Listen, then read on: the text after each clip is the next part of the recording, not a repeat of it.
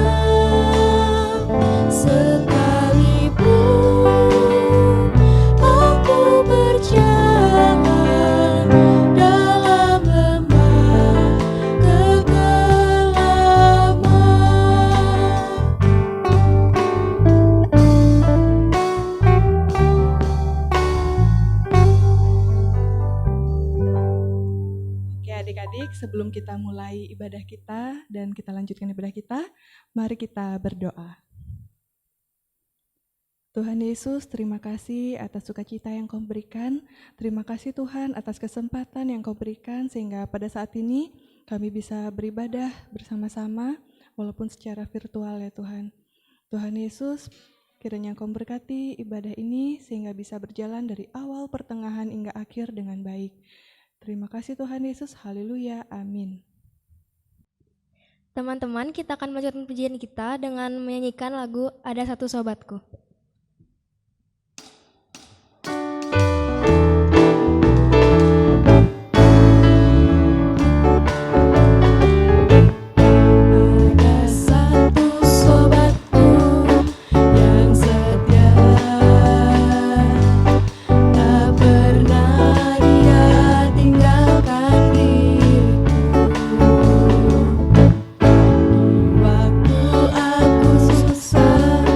Waktu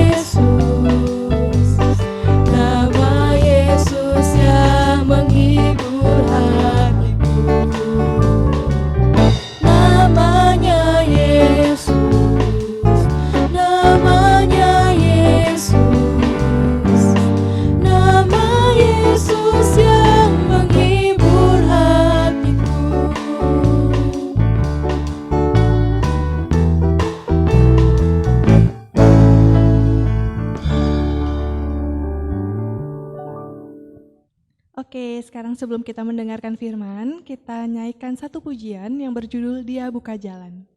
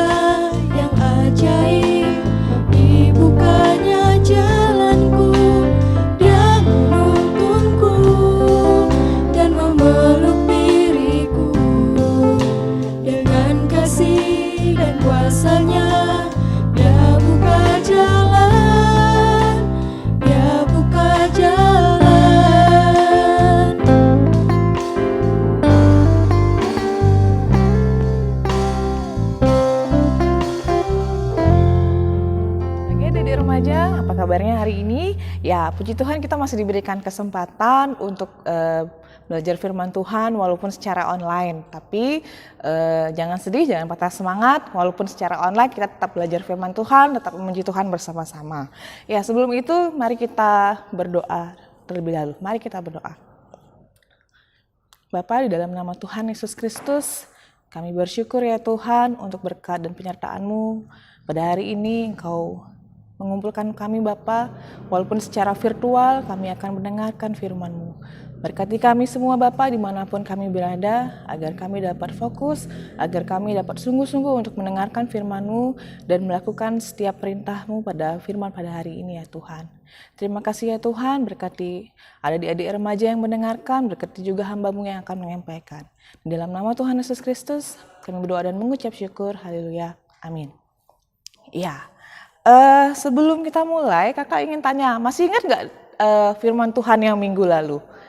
Ya, sambil menyiapkan Alkitab kalian, sambil kalian bawa Alkitab kalian untuk disiapkan untuk membaca, kira-kira masih ingat gak firman Tuhan yang minggu lalu? Kalau ada yang masih ingat berarti bagus. Ya, firman Tuhan yang minggu lalu sudah membahas tentang satu tokoh yang sangat terkenal di Perjanjian Lama, yaitu Daud. Ya, kalau minggu lalu kita belajar tentang tokoh Daud yang mengalahkan Goliat yang badannya sangat besar. Nah, sekarang kita akan belajar tetap dengan tokoh Daud, tetapi kita akan belajar tokoh Daud dan salah satu sahabat yang paling ia sayangi, yaitu Yonatan. Nah, firman Tuhan pada hari ini kita akan ambil dari 1 Samuel 18 sampai 20, ya.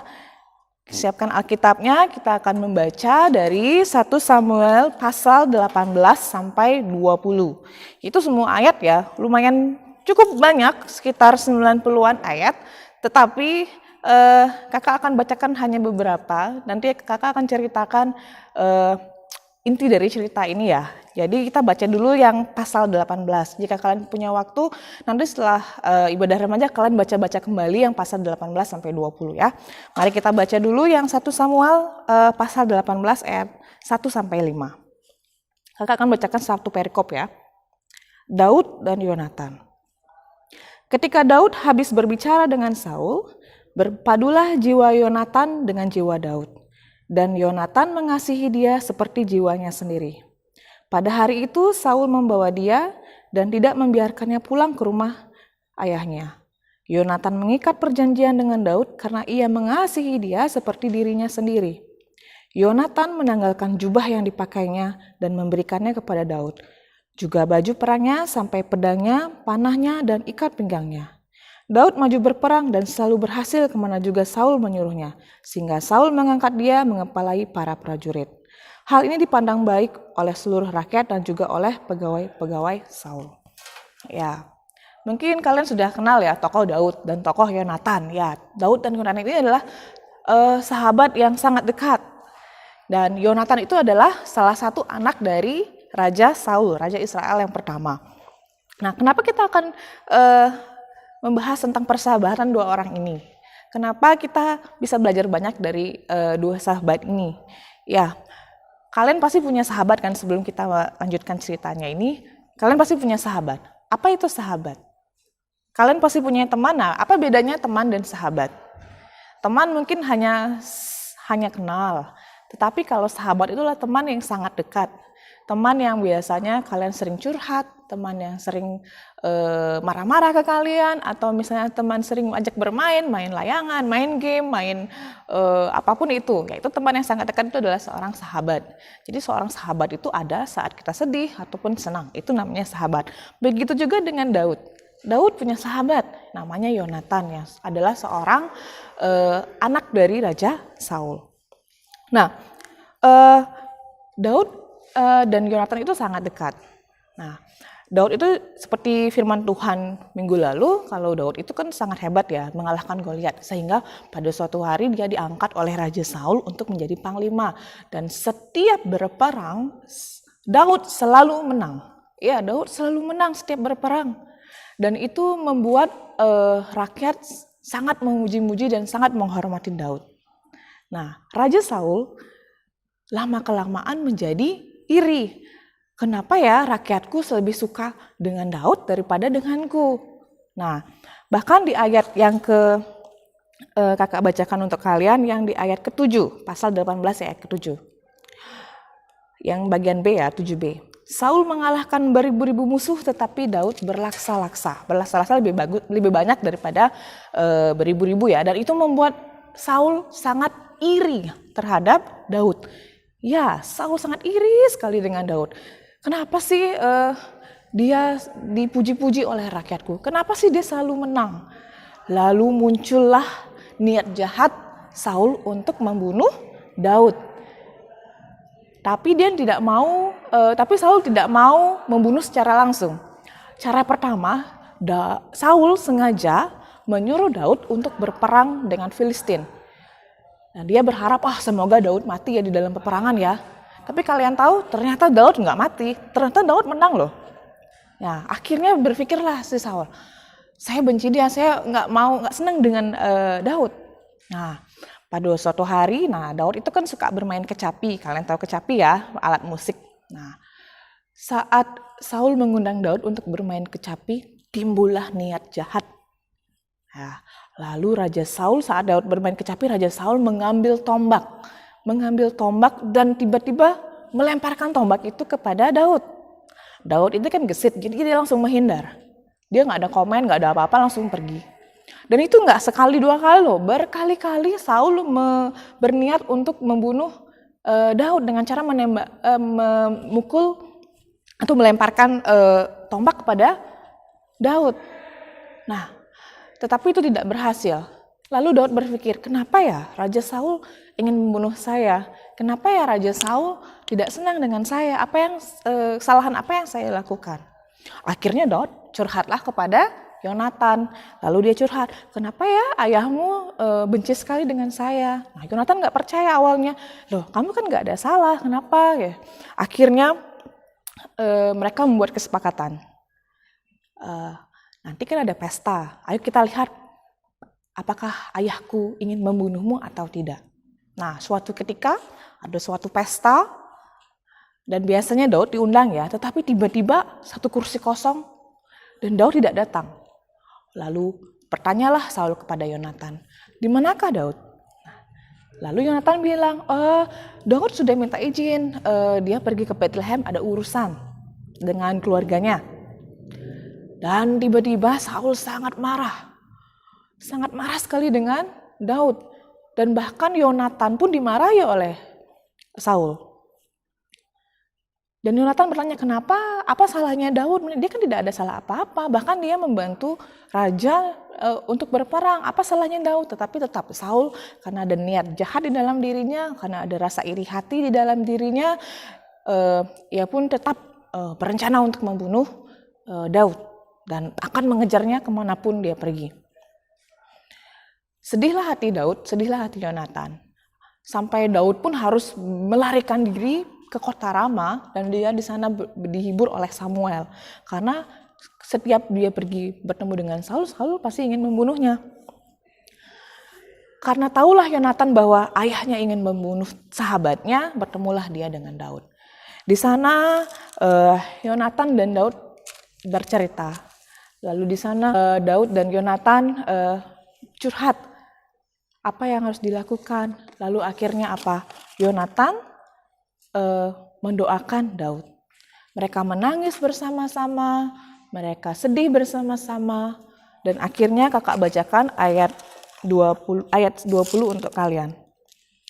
1 Samuel 20 pasalnya yang ke-42. 1 Samuel pasal yang ke-20 ayat 42.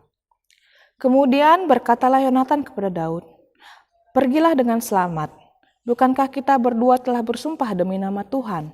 Demikian Tuhan akan ada di antara aku dan engkau, di antara keturunanku dan keturunanmu, sampai selama-lamanya."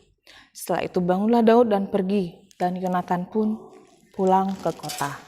Di sini pertemuan terakhirnya Daud dengan Yonatan ya. Jadi mereka berpisah, dan akhirnya Yonatan memberitahu kepada Daud bahwa hati-hati dengan ayahnya, hati-hati dengan Raja Saul, jangan dekat-dekat dengan Raja Saul.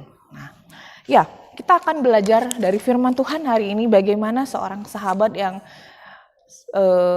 sangat setia dengan temannya. Kita akan belajar dari 3 tokoh ya. 3 tokoh ini yang pertama kita akan belajar dari Saul, kita akan belajar dari Daud, dan kita akan belajar dari Yonatan. Dari 3 tokoh ini. Apa sih yang bisa kita pelajari dari tokoh Saul? Ya. Apa yang bisa kita pelajari? Yang pertama, jangan iri hati. Ya, jangan iri hati. Iri hati adalah awal mula kenapa Saul berniat jahat untuk membunuh. Iri hatilah awal mulanya kenapa Saul ingin membunuh. Nah, hati-hati ya adik-adik remaja, jangan sampai kalian punya sifat iri hati seperti Saul. Ya, kalau misalnya temannya hebat, teman saya dapat nilai bagus, teman saya punya handphone yang bagus, kalian tidak usah iri hati. Kalian punya berkatnya masing-masing. Kenapa? Kalau iri hati, niat-niat jahat yang lain akan pasti muncul. Ya, itu ya, jangan iri hati. Itu kita belajar dari tokoh Saul. Yang kedua, apa yang bisa kita pelajari dari tokoh Daud? Yang pertama, Daud itu dekat dengan Tuhan. Iya, Daud itu dekat dengan Tuhan. Ia selalu memuji Tuhan, selalu berdoa dengan Tuhan. Karena ia dekat dengan Tuhan, Tuhan memberikan sahabat terbaik untuk Daud. Tuhan selalu melindungi Daud di dalam peperangan. Dan Tuhan selalu menyertai Daud dan selalu memberikan kemenangan kepada Daud. Ya, itu kenapa? Karena Daud dekat dengan Tuhan. Yang kedua, Daud itu adalah orang yang sangat hormat dengan orang lain. Kalian tahu kan Saul tadi ingin membunuh Daud, tetapi apa? Daud tidak membalas ingin membunuh Saul, walaupun dia lebih hebat daripada Saul. Saul menghormati ayah sahabatnya. Ya. Yang ketiga, Daud tidak membalas kejahatan dengan kejahatan. Walaupun Saul ingin membunuh Daud, tetapi apa?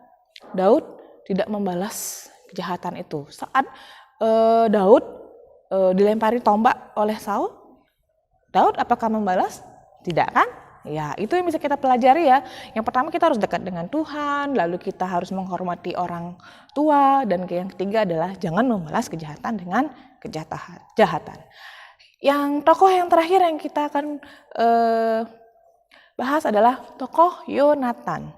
Ya, di sini tokoh Yonatan diceritakan adalah tokoh yang sangat setia dengan Daud, tapi dia juga tetap menghormati ayahnya sebagai raja. Apa yang bisa kita pelajari dari tokoh Yonatan ini? Yang pertama, sama seperti Daud, Yonatan itu dekat dengan Tuhan. Jadi saat orang yang dekat dengan Tuhan, dia bisa membedakan mana yang jahat, mana yang baik. Saat dia dekat dengan Tuhan, dia bisa membedakan mana perbuatan jahat, mana perbuatan yang baik. Nah, Yonatan tahu Saul itu adalah ayahnya dan Daud itu adalah sahabatnya. Bagaimana dia tahu bahwa Saul itu salah? Bagaimana dia tahu Daud itu benar? Dia meminta hikmat kepada Tuhan karena dia dekat dengan Tuhan. Itu ya. Yang kedua, Yonatan itu adalah orang yang setia. Ya, di ayat 18, pasal 18 diceritakan bahwa Yonatan dan Daud itu mengikat janji tentang persahabatan mereka.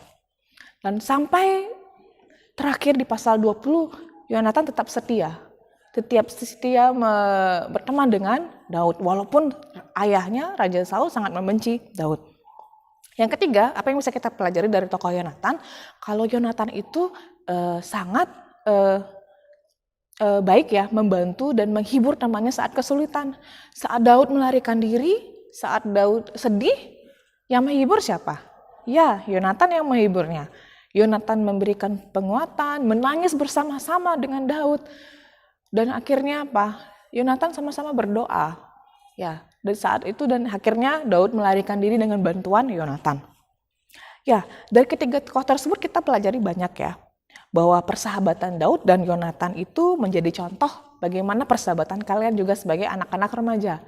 Ya, kalau kita lihat Daud dan Yonatan, wih hebat ya, bisa nggak sih kita punya sahabat seperti Yonatan? Bisa nggak sih kita punya sahabat seperti Daud di dalam susah maupun senang? Ya, sebagai anak-anak remaja apa yang bisa kalian lakukan? Kalian bisa menjadi sahabat yang baik terhadap teman-teman kalian yang lain.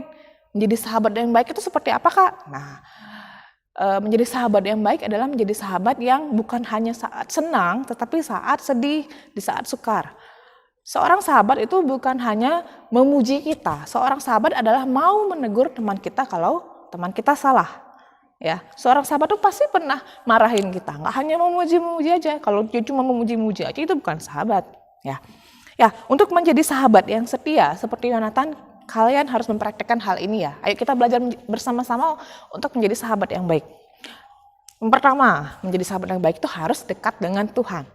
Apa hubungannya dekat dengan Tuhan untuk menjadi sahabat yang baik? Nah, sama seperti Daud dan Yonatan, kalau kita dekat dengan Tuhan, kita akan diberikan hikmat untuk membedakan mana yang salah, mana yang baik. Mana dosa, mana yang tidak. Mana yang salah, mana yang benar. Itu ya, ingat ya. Saat kita dekat dengan Tuhan, bagaimana cara dekat dengan Tuhan? Belajar firman Tuhan, berdoa, memuji nama Tuhan, pelayanan bersama-sama. Nah, itu sama halnya dengan dekat dengan Tuhan ya, itu prakteknya ya. Jadi kalau kalian dekat dengan Tuhan, kalian bisa membedakan mana yang salah, mana yang benar. Yang kedua, mau menjadi pendengar. Kalau ingin menjadi sahabat yang baik, belajar untuk menjadi pendengar yang baik. Ya, dengarkan sahabatmu, tanyakan kabar temanmu. Nah, itu ya. Yang ketiga, mau menghibur dan memberikan teguran. Ya, jadi kalau jadi sahabat itu jangan cuma memuji, tetapi kalian juga berani menegur. Kalau teman kalian salah, misalnya naik motor nggak pakai helm misalnya, atau nggak pakai masker misalnya, tegur teman kalian.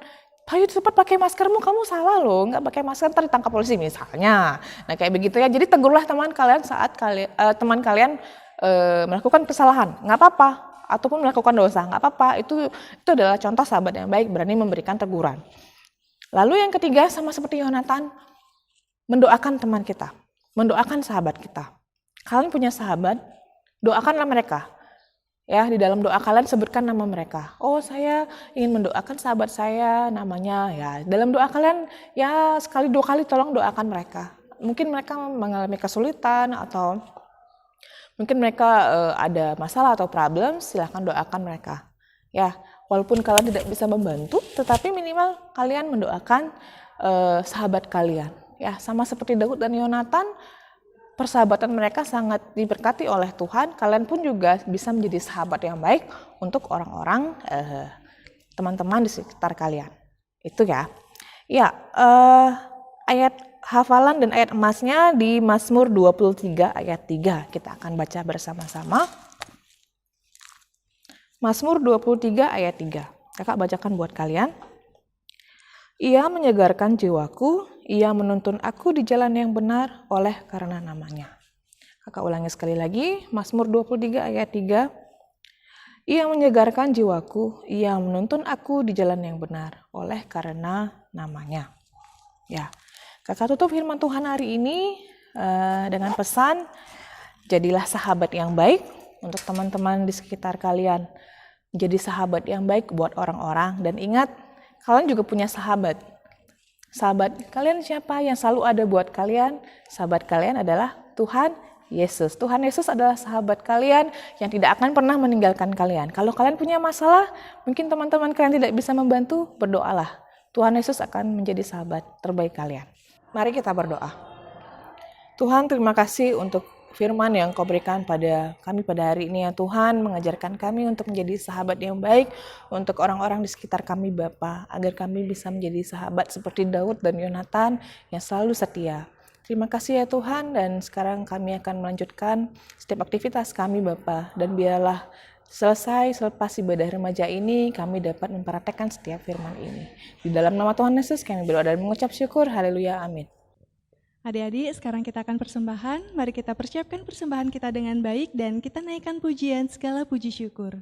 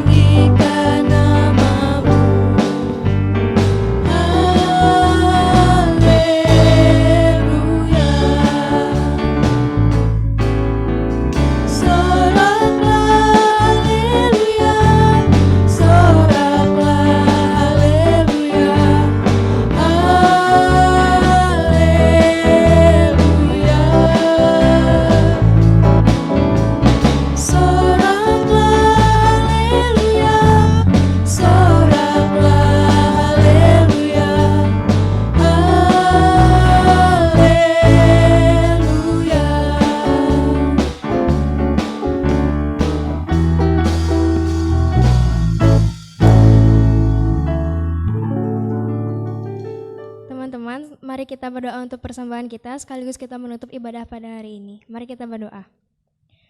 Tuhan Yesus, kembali kami datang ke hadirat-Mu.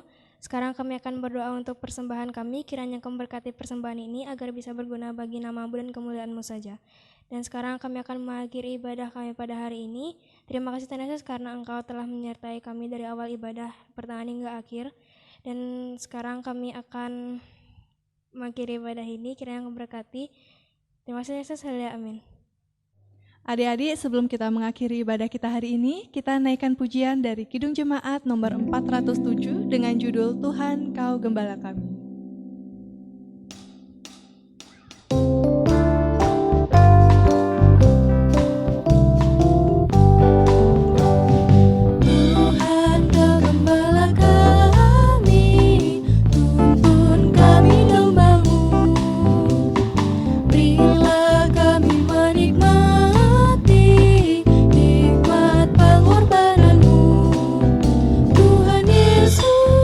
Juru selamat